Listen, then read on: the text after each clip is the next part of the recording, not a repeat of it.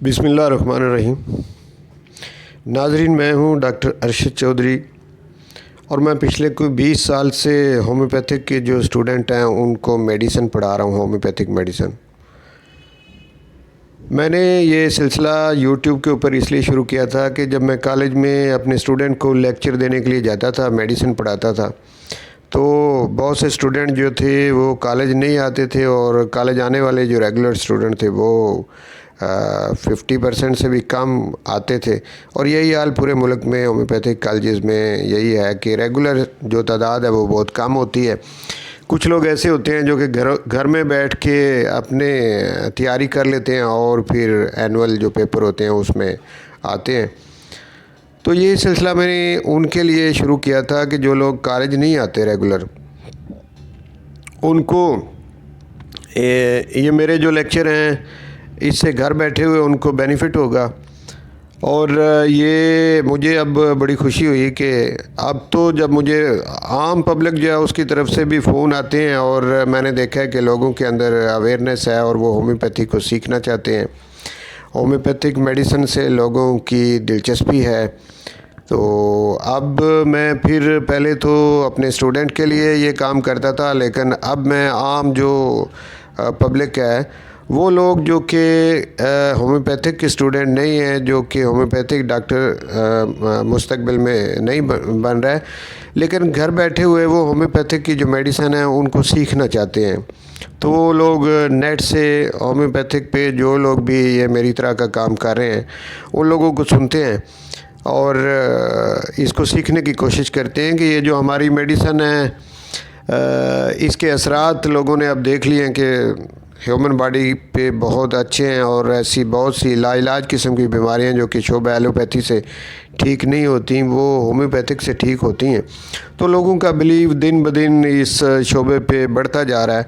और फिर इस साल तो एक बड़ी खुशखबरी ये है कि फ़र्स्ट टाइम पूरे मुल्क के अंदर हमारी जो नेशनल काउंसिल फॉर होम्योपैथी है उसकी तरफ से और वजारत सेहत की तरफ से, और सबसे बड़ी बात ये कि ये कौमी असम्बली हमारी और सेनेट, इनकी काविश है कि वहाँ से एक बिल पास हुआ जिसकी बुनियाद पे ये कि होम्योपैथी की basic qualification FSc pre medical रखी गई और उस पर इस साल अमल दरामद शुरू हो गया। इस साल के जो एडमिशन है जो भी जिन बच्चों ने भी दाखिला लिया है वो एफएससी प्री मेडिकल है। तो ये एक बड़ी इम्प्रूवमेंट है होम्योपैथिक शोबे में और ये बड़ी हौसला अफ़ज़ा है। और ये 4 साल का हमारा कोर्स होता है, तो 4 साल बच्चे जो एफएससी प्री मेडिकल हैं, जब वो 4 साल का कोर्स करेंगे और दिन ब दिन इसमें और बेहतरी होगी तो वो अच्छे डॉक्टर बन के मार्केट में आएंगे और फिर ये जो शोबा है इसकी रिस्पेक्ट भी बहाल होगी और लोग जो हैं वो भी बिलीव करेंगे कि अब पढ़े लिखे होम्योपैथिक डॉक्टर जो हैं वो मार्केट में आ रहे हैं। इससे पहले बदनामी जो हमारी होती थी वो इसी वजह से होती थी कि कुछ तो कॉलेजेस का जो सिस्टम है उसमें भी कुछ ख़राबियाँ थीं, और फिर दूसरा ये कि बेसिक क्वालिफ़िकेशन हमारी कम थी।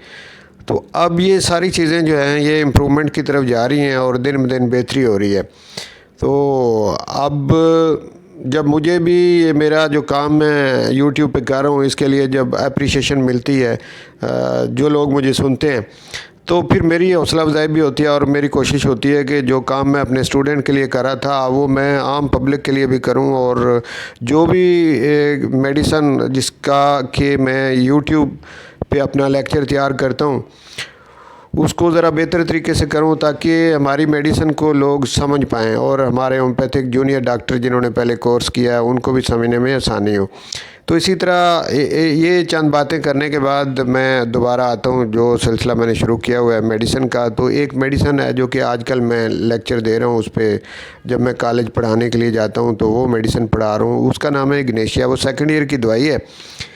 इस पर मैं शार्ट सा इसमें मैं आपको बताता हूँ, क्योंकि हमारी मेडिसिन जो है वो उसको कंप्लीट पढ़ें तो पूरे 6-7 दिन लग जाते हैं, 6-7 लेक्चर उस पर चाहिए तो तब जाके उसकी समझ आती है। तो किसी एक वीडियो में भी उस पूरी मेडिसिन के बारे में बताना मुश्किल है, इसलिए मैंने अब ये सोचा है कि इसका मैं कोई एक हिस्सा लूँ और उस पर वीडियो बना दूँ। तो आज की ये जो मेरी मेडिसिन है ये है इग्नेशिया। इग्नेशिया पे आज मैं सिर्फ जो आपको पॉइंट्स समझाना चाहूँगा वो यही है कि ये रेमेडी जो है इसमें ग्रेट कंट्राडिक्शन पाया जाता है, बहुत ज़्यादा कंट्राडिक्शन है। इस हवाले से आपको याद करने में भी आसानी होगी। अब वो कंट्राडिक्शन कैसे है वो मैं आपको समझाता हूँ। इग्नेशिया का जो पेशेंट है उसके कानों के अंदर रोरिंग होती है, यानी शेर की आवाज़ की तरह, जैसे शेर दहाड़ता है तो जो आवाज़ आती है उसको रोरिंग कहते हैं, इसी तरह की आवाज़ें उसके कानों में आती हैं। कंट्राडिक्शन क्या है? कंट्राडिक्शन ये है कि म्यूज़िक से ठीक होती है। वो जो शोर की आवाज़ है उसको अगर अफाका मिलता है तो म्यूज़िक से मिलता है। ये बड़ी दिलचस्प बात है। इसी तरह दूसरा पॉइंट, पाइल्स होती है ऐसे मरीज़ों को, यानी बवासीर जिसको कहते हैं। और आम तौर पे तो ये है ना कि बवासीर जो है जिस पेशेंट को होती है उसे आराम करना चाहिए, लेकिन इस मेडिसिन का जो पेशेंट है उसको वॉकिंग से आराम मिलता है। ये भी कंट्राडिक्शन है कि ऐसी पाइल्स, ऐसे मरीज़ पाइल्स के जिनको के वॉकिंग से आराम मिलता हो। अब तीसरा पॉइंट कंट्राडिक्शन का इस मेडिसिन के हवाले से, तीसरा point, sore throat better when स्वallowing, यानी गले में दुखन है लेकिन ये दुखन जो है इसको आराम मिलता है कि जब कोई चीज़ निगलेगा, कोई खाएगा। लेकिन एक और भी इससे में कंट्राडिक्शन ये है कि जो सॉलिड चीज़ है वो निकलेगा तो आराम आएगा, जब लिक्विड लेगा तो मुश्किल होगी। तो ये भी कंट्राडिक्शन। मज़ीद आगे चलते हैं।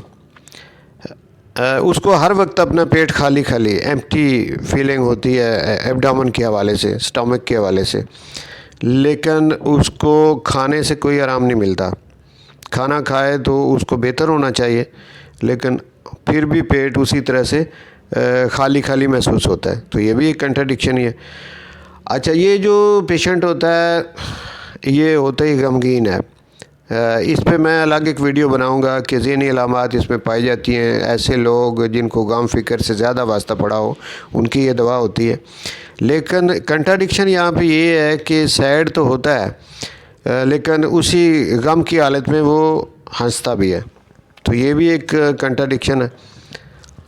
कुछ और कंट्राडिक्शन मैं आपको इस मेडिसिन के हवाले से बताता हूँ कि मरीज़ को प्यास लगती है, जब सर्दी ज़्यादा हो उस वक्त प्यास लगेगी। हालांकि प्यास तो लगनी चाहिए नॉर्मल हालत में, ये कि गर्मी में लगनी चाहिए, लेकिन उसको प्यास लगती है जब सर्दी हो। तो thirst during chill but not in any other stage, यानी ये भी इसकी एक अलामत है। तो ये भी कंट्राडिक्शन है। और हाँ, लिक्विड चीज़ों के बारे में मैं आपको पहले बता चुका हूँ कि गले में ख़राबी हो तो लिक्विड चीज़ें डिफ़िकल्ट होती हैं और जो सॉलिड चीज़ें हैं वो बेहतर होती हैं। तो ये चंद पॉइंट थे जो कि कंट्राडिक्शन के हवाले से थे, और इससे ये मेडिसिन जो है इसको याद करना बड़ा आसान है। तो वीडियो बहुत लंबी होगी। अब इंशाल्लाह इसी दवाई के बारे में कुछ और जो इसके मसलन इसके माइंड सिम्टम इसकी हैं बड़ी ज़रूरी हैं, मेंटल सिम्टम, उस पर वीडियो बनाऊंगा, या और इसके जो दीगर हिस्से हैं इंशाल्लाह इसी तरह की और वीडियो आपकी खिदमत में बना के मैं अपलोड करता रहूँगा। तो मेरी आपसे ये गुजारिश है कि जो लोग शौक़ रखते हैं कि ये नॉलेज उन तक पहुँचे, उनको चाहिए कि चैनल को सब्सक्राइब कर लें अगर नहीं किया तो। इस तरह फिर जो भी मैं अपलोड करूँगा वीडियो वो आप तक पहुँचती रहेगी, और साथ में बेल का निशान ज़रूर दबाएं। तो इस तरह मेरी वीडियो आपको मिलती रहेंगी। बहुत शुक्रिया। अगर अच्छी लगे तो आप इसे शेयर करें।